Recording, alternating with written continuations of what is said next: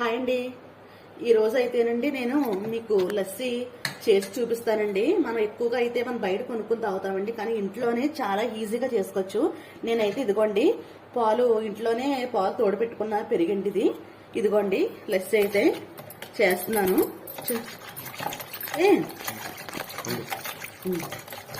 మనం ఇంట్లో చేసుకున్నదైతే బాగుంటుందండి, చలువ కూడా బాగా చేస్తుంది.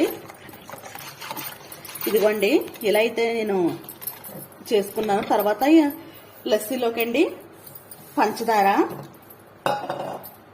ఇదిగోండి సబ్జాలండి, నల్ల సబ్జాలు అనమాట, ఇవి కూడా వేసేసుకోనండి. మళ్ళీ మనలాగా మ్యాష్ చేసుకోవాలి. లస్సీ అయితే తయారైపోయిందండి.